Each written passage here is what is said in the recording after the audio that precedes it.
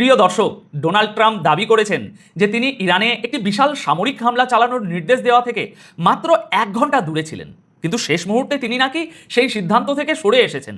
অন্যদিকে ইরানও চুপ করে বসে নেই, তারা সরাসরি আমেরিকাকে হুমকি দিয়ে বলেছে যে সাহস থাকলে হামলা করে দেখুন, আমরা আপনাদের এমন মার দেব যে আপনারা লেজ গুটিয়ে পালাতে এবং স্যারেন্ডার করতে বাধ্য হবেন।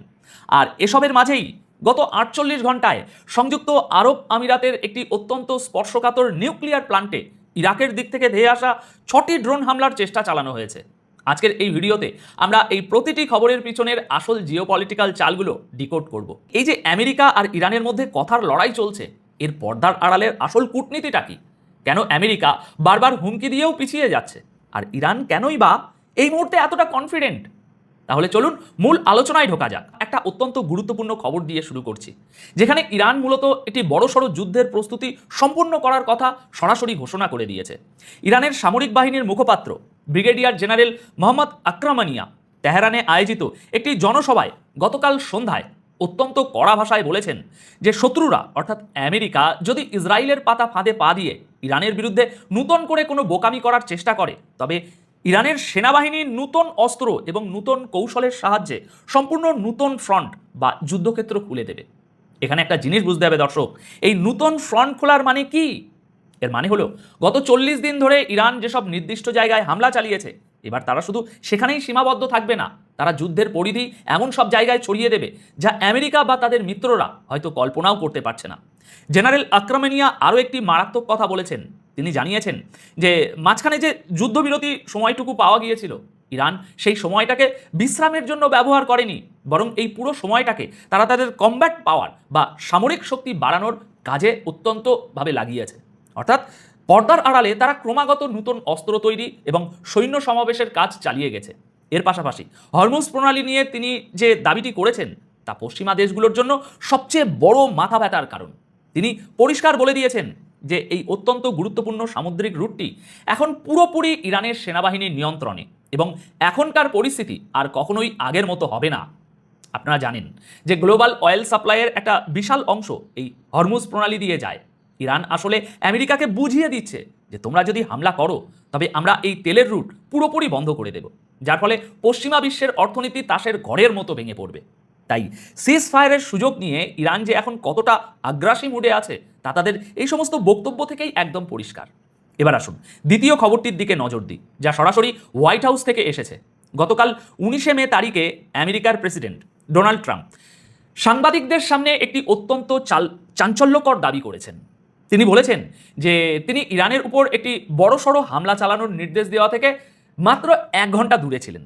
তার দাবি অনুযায়ী আমেরিকান যুদ্ধজাহাজ এবং মিসাইলগুলো পুরোপুরি লোডেড অবস্থায় ছিল এবং শুধু তার একটি নির্দেশের অপেক্ষায় ছিল, কিন্তু শেষ মুহূর্তে তিনি নাকি সেই সিদ্ধান্ত স্থগিত করে দিয়েছেন।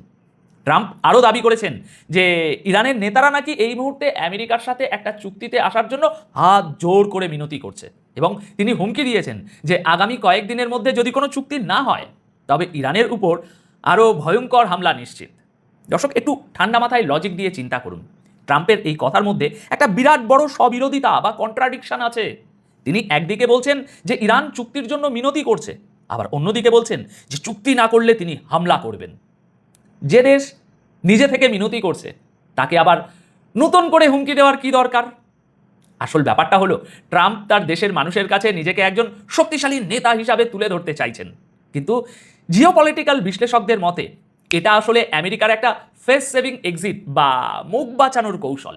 আমেরিকা খুব ভালো করেই জানে যে ইরানের সাথে সরাসরি পূর্ণাঙ্গ একটা যুদ্ধে জড়ালে তাদের মধ্যপ্রাচ্যের সমস্ত সামরিক ঘাঁটি ছাই হয়ে যাবে। তাই তারা আরবদের মধ্যস্থতার একটা ভুয়া অজুহাত খাড়া করে মূলত নিজেদের পিঠ বাঁচাচ্ছে এবং মিডিয়ার সামনে ফাঁকা আওয়াজ দিচ্ছে। আমেরিকার এই ফাঁকা আওয়াজের জবাব ইরান কতটা কড়া ভাষায় দিয়েছে শুনবেন? তা বুঝতে হলে আমাদের আবারও গতকাল 19 মে সকালে আসা একটা খবরের দিকে তাকাতেই হচ্ছে।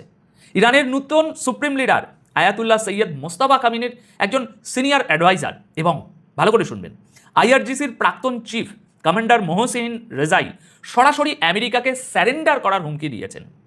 তিনি সোশ্যাল মিডিয়া এক্সে অত্যন্ত পরিষ্কার ভাষায় লিখেছেন যে আমেরিকার প্রেসিডেন্ট ডোনাল্ড ট্রাম্প প্রথমে নিজেই হামলার ডেডলাইন ঠিক করেন আর তারপর নিজেই সেটা ক্যান্সেল করে দেন। মোহসিন রাজাই রেজাই আমেরিকার এই আচরণকে ভীতু বলে চরম উপহাস করেছেন। তিনি বলেছেন যে ট্রাম্প হয়তো ভাবছেন তার এই ফাঁকা হুমকিতে ইরানের জনগণ এবং কর্মকর্তারা ভয় পেয়ে হাঁটু গেড়ে বসে পড়বে, কিন্তু তিনি আমেরিকাকে সতর্ক করে দিয়ে বলেছেন যে ইরানের শক্তিশালী সেনাবাহিনীর লোহার থাবা এবং তাদের সাহসী জনগণ শেষ পর্যন্ত আমেরিকানদের লেজ গুটিয়ে পালাতে এবং স্যারেন্ডার করতে বাধ্য করবে। দর্শক, এখানে লক্ষণীয় বিষয় হলো ট্রাম্প সোমবারে যে হামলার পরিকল্পনা করেছিলেন, যা গতকাল মঙ্গলবারে হওয়ার কথা ছিল, সেটা তিনি বাতিল করার পিছনে কাতার, সৌদি আরব এবং ইউএইর নেতাদের মিনতির কথা উল্লেখ করেছিলেন। কিন্তু ইরান এই পুরো বিষয়টাকে আমেরিকার একটা নাটক হিসাবেই দেখছে। আমেরিকা শর্ত জুড়েছে যে চুক্তিতে ইরানের কাছে কোনো পারমাণবিক অস্ত্র না থাকার বিষয়টি নিশ্চিত করতে হবে, কিন্তু ইরানের এই কঠোর অবস্থান থেকে এটা একদম জলের মতো পরিষ্কার যে তারা আমেরিকার কোনো শর্তই মানতে রাজি নয়। তারা জানে যে আমেরিকা এখন ব্ল্যাকমেল করার চেষ্টা করছে, কিন্তু বাস্তবে আমেরিকার সেই ক্ষমতা বা সাহস কোনোটাই নেই যে তারা ইরানের মতো একটি বিশাল এবং সামরিকভাবে প্রস্তুত দেশের মাটিতে সরাসরি সৈন্য নামাবে বা আবার একটা যুদ্ধ শুরু করবে। এখন সবশেষে যে খবরটি গ্লোবাল পাওয়ার পলিটিক্সে একটি নতুন মাত্রা যোগ করেছে, সেটি হলো সংযুক্ত আরব আমিরাতের ডিফেন্স মিনিস্ট্রির একটি বড় বয়ান। গতকাল 19 মে সন্ধ্যায় আসা রিপোর্ট অনুযায়ী ইউএইর এয়ার ডিফেন্স সিস্টেম গত 48 ঘন্টার মধ্যে মোট 6টি ড্রোন আকাশেই ধ্বংস করেছে। এই ড্রোনগুলো সাধারণ কোনো জায়গা নয়, বরং ইউএইর অত্যন্ত গুরুত্বপূর্ণ বারকাহা নিউক্লিয়ার প্ল্যান্ট এবং কিছু সিভিলিয়ান এলাকাকে নিশানা করে ধেয়ে আসছিল। রবিবার থেকে শুরু করে গত মঙ্গলবার পর্যন্ত এই 48 ঘন্টায় বেশ কয়েকটি হামলার চেষ্টা হয়েছে। ইউএই সরকার জানিয়েছে যে তাদের ডিফেন্স সিস্টেম ঠিকমতো কাজ করার কারণে কোনো প্রাণহানি বা ক্ষয়ক্ষতি হয়নি। ড্রোনগুলোকে আকাশেই ইন্টারসেপ্ট করা হয়েছে। কিন্তু দর্শক, এখানে আসল চিন্তার বিষয় হলো এই ড্রোনগুলোর অরিজিন। আন্তর্জাতিক সংবাদ মাধ্যম থেকে উঠে আসা তথ্য মতে যা জানা যাচ্ছে যে এই ড্রোনগুলো ইরাকের দিক থেকে এসেছিল। তাই এখন প্রশ্ন হলো, ইরাক থেকে কে বা কারা ইউএইর নিউক্লিয়ার প্ল্যান্টে হামলা চালানোর চেষ্টা করছে? এই ঘটনাটি পরিষ্কার ইঙ্গিত দিচ্ছে যে যুদ্ধ এখন আর শুধু একটি নির্দিষ্ট ভৌগোলিক সীমানার মধ্যে আটকে নেই। ট্রাম্পের পলিসি এবং গালফ অঞ্চলে যে চরম উত্তেজনা চলছে, তার ফলে গোটা মধ্যপ্রাচ্য জুড়ে এখন হাই অ্যালার্ট চলছে।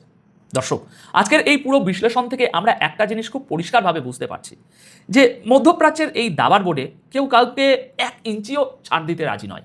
আমেরিকা চাইছে মিডিয়ার মাধ্যমে হুমকি ধমকি দিয়ে একটা সাইকোলজিক্যাল প্রেশার তৈরি করে ইরানকে তাদের শর্ত মানতে বাধ্য করতে। অন্যদিকে ইরান আমেরিকার এই দুর্বলতাটা ধরে ফেলেছে এবং তারা কোনোভাবেই পশ্চিমা চাপের কাছে মাথা নত করছে না, বরং তারা পাল্টা নতুন করে যুদ্ধের প্রস্তুতি নিয়ে রেখেছে।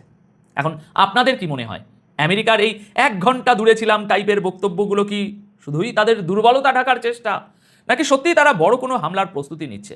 কমেন্ট বক্সে অবশ্যই আপনাদের মতামত শেয়ার করবেন। আপাতত আমি অনুপ বিশ্বাস এখানেই বিদায় নিচ্ছি। খুব শীঘ্রই দেখা হবে নতুন কোনো জিওপলিটিক্যাল বিশ্লেষণের সাথে। সবাই খুব ভালো থাকবেন, সুস্থ থাকবেন। ধন্যবাদ আপনাদের সকলকে।